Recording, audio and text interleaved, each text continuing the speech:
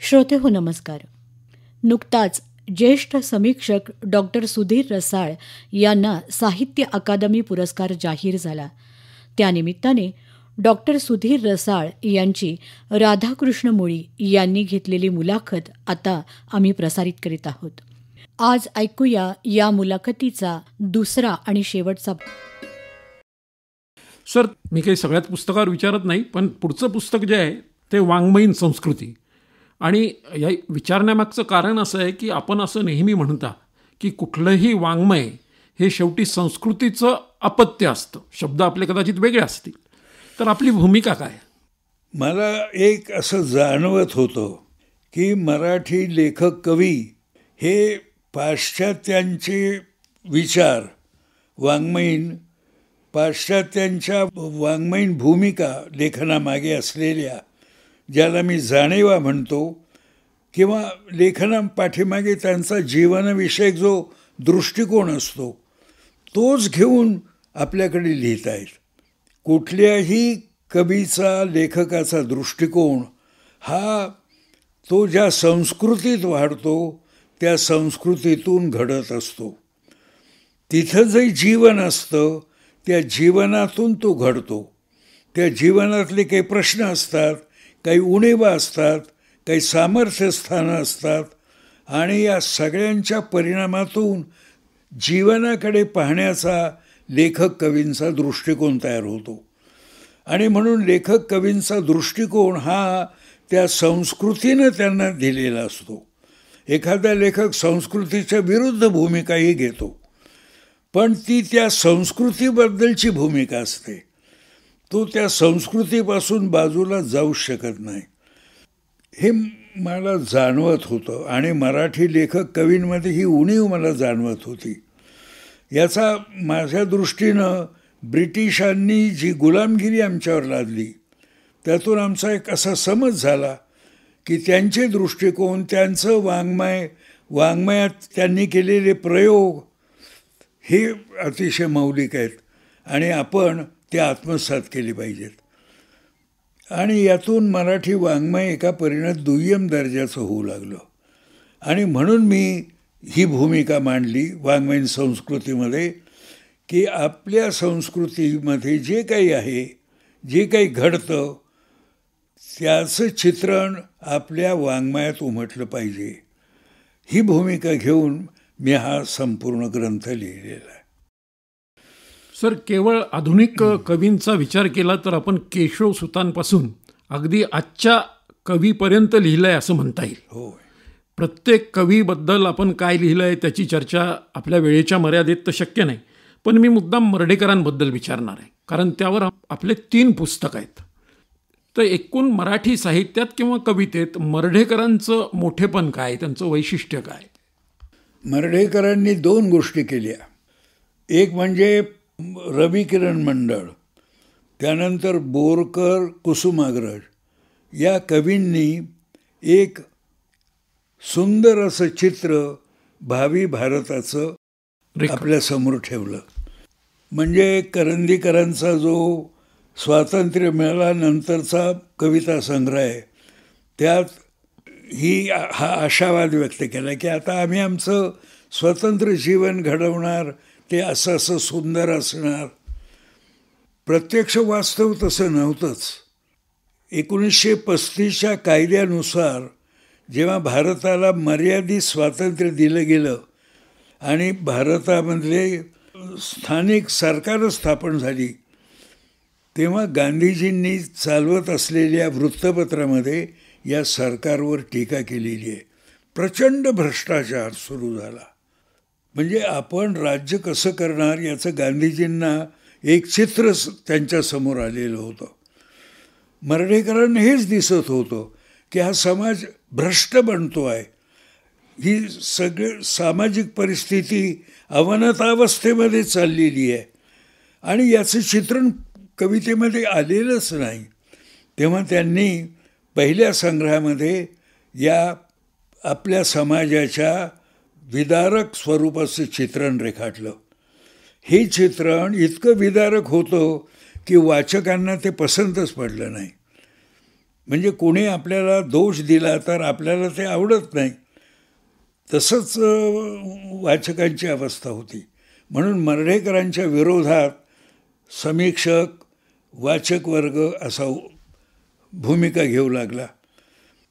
पुढे या संग्रहाच्या निमित्तानं त्यांच्यावर अश्लीलतेचा खटला भरला. पण या कवीच्या पाठीमागे एकही लेखक उभा राहिला नाही. एकाही वृत्तपत्रानं अशी भूमिका घेतली नाही की या माणसाला एक अभिव्यक्ती स्वातंत्र्य आहे आणि तो जे लिहितो ते अश्लील नाही. सगळे गप्प होते.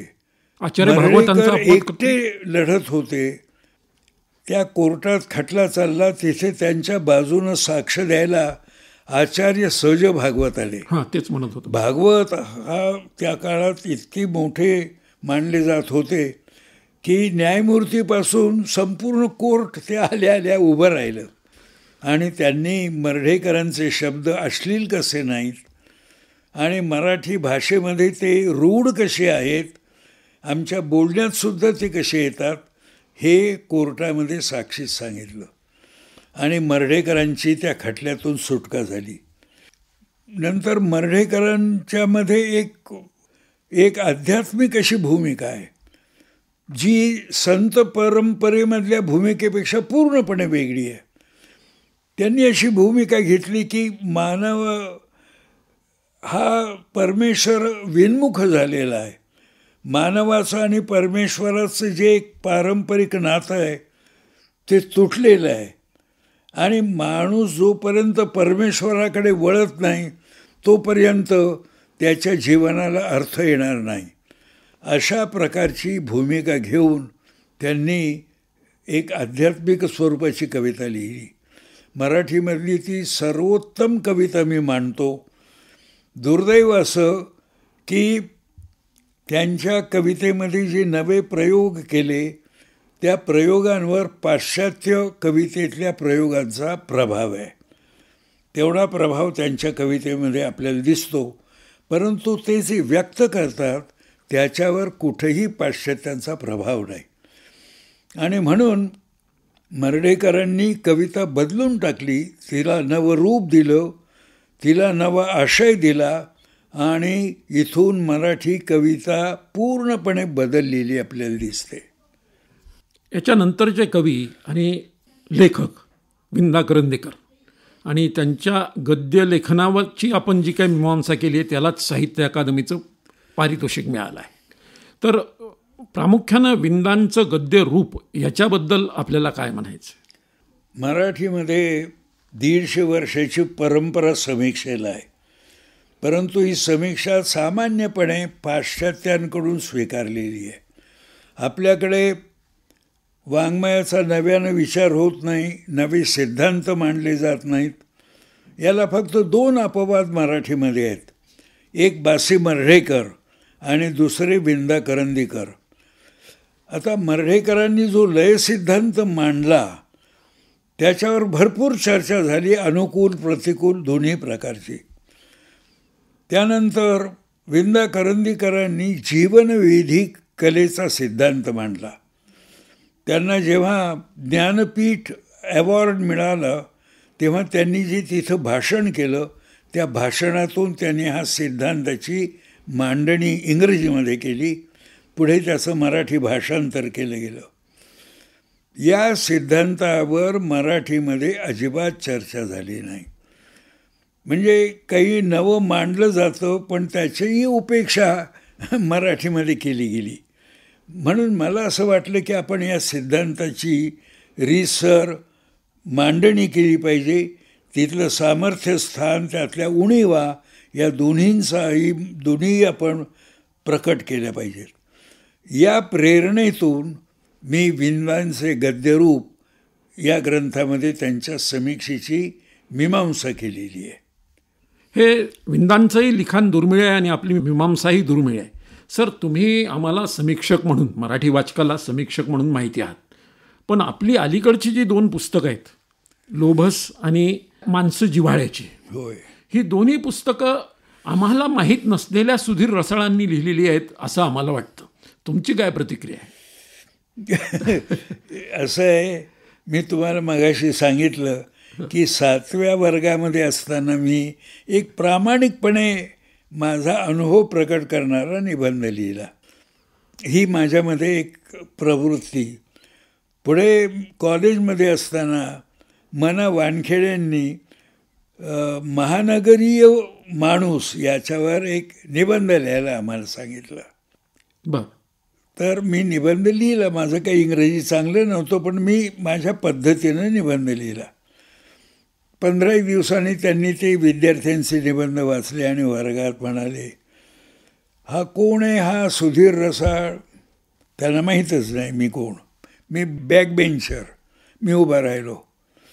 यानं फार सुंदर निबंध लिहिला आहे आणि मी त्याला सांगतो की वर्गात तू वाचून दाखव. तर मी तो निबंध वाचला. ते म्हणाले, याचं इंग्रजी तेवढं चांगलं नाही, पण हा विचार चांगला करतो. मी त्यामध्ये असं मांडलं की मुंबई शहरातला माणूस हा निसर्गापासून पूर्णपणे तुटलेला आहे. मुलांना जर विचारलं की दूध कुठून येतं रे, तर तो म्हणतो बाटलीतून येतो. अशा पद्धतीची उदाहरणं घेऊन मी तो निबंध लिहिला. तो त्यांना अतिशय आवडला. आणि माझ्यामध्ये एक असं ललित स्वरूपाचं लेखन करण्याची कुठेतरी एक भाग असावा. मग मी प्रसंगोपात, म्हणजे मला आपणहून मी फारसं लिहिलं नाही. मभी चिटणीस विद्यापीठातून सेवानिवृत्त झाले तेव्हा तिथल्या कर्मचाऱ्यांनी एक छोटी पुस्तिका स्मरणिका म्हणून काढली. त्यांचा मी विद्यार्थी म्हणून त्यांच्यावर मला व्यक्तिचित्र लिहायला सांगितलं. ते छोटंसं व्यक्तिचित्र मी लिहिलं. नंतर वाल कुलकर्णी हैदराबादला संमेलनाध्यक्ष झाले. तिथल्या स्वागत समितीनं मला त्यांचं व्यक्तिचित्र लिहायला सांगितलं. ते मी लिहिलं. भगवंतरावांचा गौरव ग्रंथ काढला गेला. भगवंतरावांवर व्यक्तिचित्र लिहिलं. गोमा पवारांचा गौरव ग्रंथ काढला गेला, त्यांच्यावर लिहिलं. असं प्रसंगोपात मी लिहित गेलो. पुढे मग माझ्या लक्षात आलं की काही आपण स्वतंत्रपणे लिहिलं पाहिजे. मग मी नरेंद्र चपळगावकरचं स्वतंत्रपणे व्यक्तिचित्र लिहिलं. त्यानंतर अनंत भालेराव यांनी व्यक्तिचित्रांचं मांदियाळी नावाचं पुस्तक तयार केलं. ते मौज प्रकाशननं स्वीकारलं आणि श्रीपू भागवतांनी मला सांगितलं की अनंतरावांचं व्यक्तिचित्र तू यामध्ये लिही. ते व्यक्तिचित्र मी लिहिलं. त्यामध्ये मी 2 गोष्टी केल्या. एक तर त्यांचं व्यक्तिमत्व आणि त्यांच्या जीवनाचा एकूण इतिहास, या दोन्ही गोष्टी एकत्र करून ते लिहिलं. तर ते श्रीपू भागवतांना अतिशय आवडलं. आणि या प्रकारचं व्यक्तिचित्र तू लिहिलंस हे एक नवा प्रकारे लिहिण्याचा, असं ते मला म्हणाले. मला त्यामुळे एक आत्मविश्वास आला.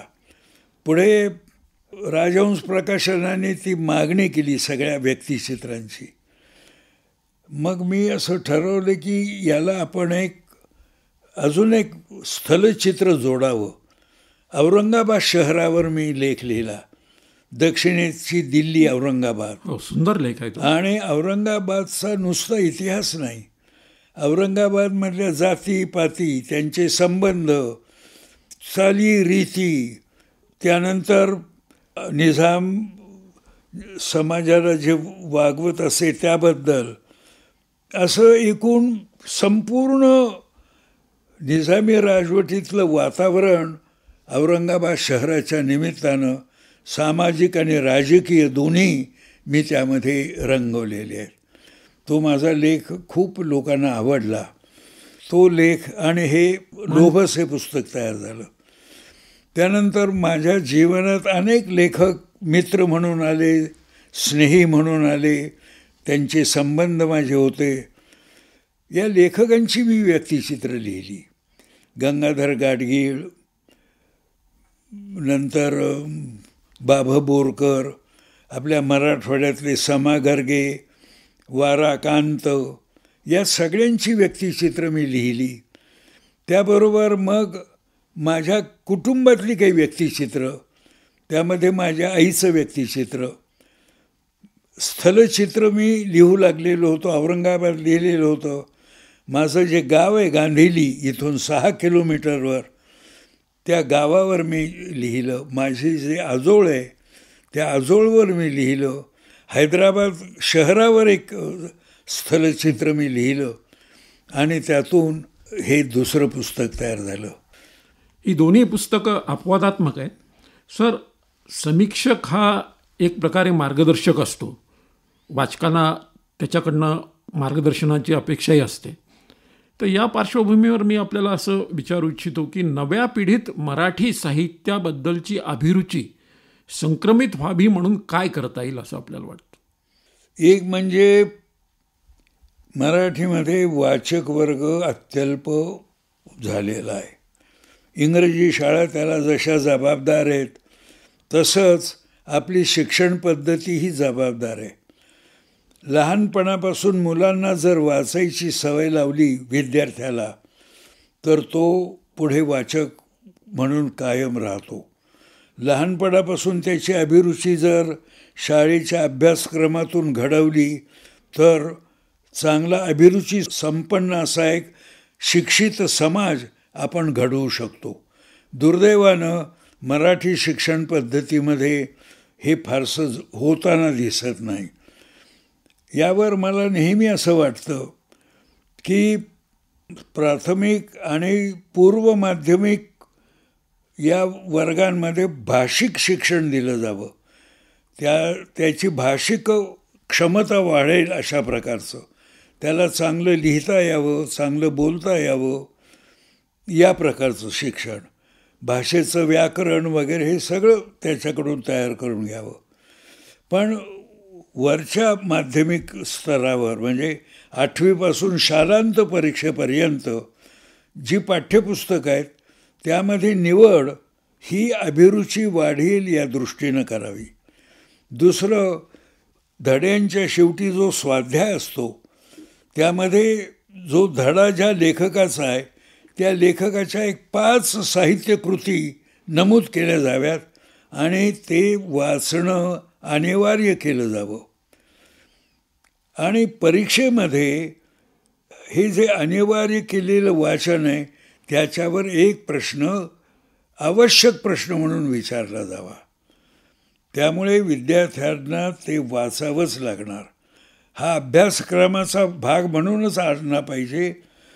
हा आणला की आपोआप अभ्यास परीक्षेचा भाग म्हणून वाचायला लागतील आणि हळूहळू विद्यार्थ्यांना वाचनाची गोडी लागेल. अशा प्रकारचे काही मार्ग मी सुचवलेले आहेत. सर, शेवटचे 2 प्रश्न आहेत.